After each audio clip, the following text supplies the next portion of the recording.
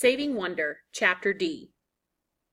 You might think that Papa only gives me highfalutin words, but no. He says if you leave out the fun ones, why bother? That's why conundrum is followed this week by dilly-dally, although it's hard to believe it's a real word. It even looks silly when you write it, like its arms and legs are sticking out all over the place, and yet it seems to like itself that way. Papa makes me look up my words in the dictionary we keep in the living room. We call it the Big Book, or sometimes just the book, like all the Baptists in these parts call the Bible. It sits on top of a pedestal Papa carved out of maple wood and shaped to look like a Doric column from ancient Greece. Papa's a woodworker and sells his furniture up in Berea, where they sell a lot of handmade stuff from Appalachian craftsmen. It's not making us rich, he says, but at least we're getting by. After seeing that mysterious handoff between him and Nancy last weekend, I've been wondering if woodworking might not be his only occupation. I look up dilly-dally in the Big Book and write down the definition in my dictionary. Basically, it means to waste time, like that's a bad thing. Pretty judgmental for a silly-looking word. I notice that dilly-dally is derived from the word dally, which means to act playfully, especially, and especially is italicized, as if the dictionary makers really liked that part. To play amorously, my italics. For crying out loud, Papa, why can't I just have dally? I'm thinking of Jules, of course. Practicing dally would give me the perfect excuse to flirt.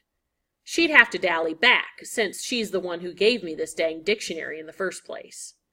I don't recall ever begging for a word before, but this one feels important. Please, Papa, just this once? Papa holds a lit wooden match over his pipe and puffs until the tobacco fire's red. It always looks like the eagle's head Papa carved into the bowl of the pipe is fuming. One of his spy books lies open on his lap. As a little boy, I used to watch Papa read, waiting for stray ash to come floating down from his pipe and set the book on fire, but it never did. Well, I suppose I could let you switch words this once.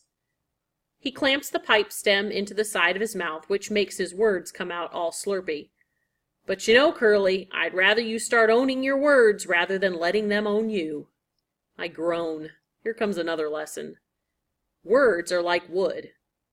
How's that, Papa? When Papa starts philosophizing, P-word last fall, it's best to go along. Under the proper conditions, with the right heat and moisture, wood is pliable. So are words. Meaning can change with context. But what does that have to do with this week's word? That's just it, Curly. If you want your dilly-dally to have an amorous context, let it. His eyebrows jut up and down like they're on strings. One person's waste of time is another person's lingering moment, if you know what I mean. Turns out dilly-dallying is something Jules and I are really good at. We've been doing it every day on our walk to the school bus stop about a mile up the holler and didn't even know it. This morning snowflakes are falling like a bad case of dandruff, dusting everything along the trail. Honeysuckle bushes, brambles, oaks, sycamores, and scraggly pines. In the summer and early fall, you can't see as far as you can spit in these woods, but now it's like you're looking through skeletons. Their jagged arms sticking out every which way against the clouded sky all the way up Red Hawk Mountain.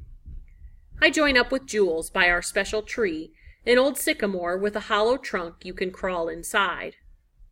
According to Mrs. C., who knows a lot about American Indians, the sycamore is sacred to the Cherokee because it plays an important part in their creation story. When we were little, Jules and I sometimes ran away from home and hid in it. Problem was our parents always knew where to find us. Our favorite place to hang out now, though, is on the lowermost branch, which is as thick as a horse's back. That's why we call our tree Old Charlie, after an old workhorse Jules used to ride. Hey, Curly, Jules shouts as she comes tromping through the woods to meet up with me. Her voice sounds dry and crisp. Hey, Jules, I shout back. Every time I call out to her like that, I think about the Beatles song Papa sometimes plays on his old stereo, Hey Jude. Only I sing in my head, Hey Jules. She stomps up to me through the snow and nudges me with her backpack. The moist cloud of her breath warms my face in the frosty morning air. Your hair looks like cinnamon and powdered sugar, she says. Good enough to lick? Me being amorous. I duck my head a little in case she wants to take me up on it. Get real, Curly Hines. I'd rather use your head for a mop. She takes her mittened hand and shakes snow from my hair like lint. Hey, I heard the buses are running a little late on account of the snow. Help me up on old Charlie, okay? I lace my gloved hands together like a stirrup and give her a lift up onto our special branch. Her hair brushes my face and I smell herbal garden shampoo, something her mom makes from a secret mix of local herbs, milk, and wild honey. After she gets settled in, I pull myself up too, facing her. Jules gets real still up here. I know better than to talk about stuff. Her breathing slows and she peers out over the holler, watching for signs of life. Maybe this counts as dilly-dallying. Certainly there are folks who would consider it a waste of time, but Jules says it's better than a good breakfast for starting the day out right. I couldn't agree more. While she's staring out at the woods, I'm meditating on how our knees are touching and how I wish I had the guts to grab a hold of her hand. Curly, she hushes me like she can hear my thoughts. Look.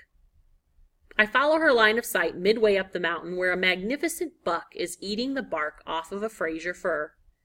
He looks up and sniffs the air. Humongous 8-point antlers splay out behind him like a bone-white tree. I've never seen anything like him. I lean toward Jules as my wonder deepens. Is that a deer?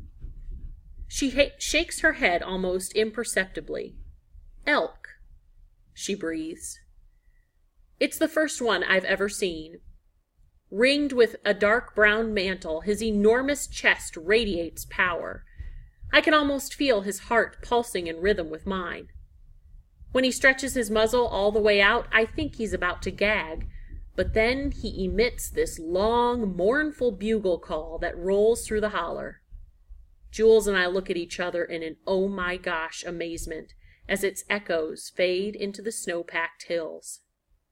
He seems kind of lonely, I say, rubbing my hands together for warmth. Jules nods. I bet he's missing his mate. That's the only call we hear from the bull elk for the next half hour as we watch him gingerly pick his way up the mountain, nibbling at branches. Now and then he rubs his antlers against the trunk of a tree like he's got a powerful itch. The farther up the mountain he goes, the smaller he gets in our sight, until, with one final kick and a leap, his white rump falls over the horizon, out of sight. Jules leans back against old Charlie and sighs. Her breath forms a mist in the frozen air between us.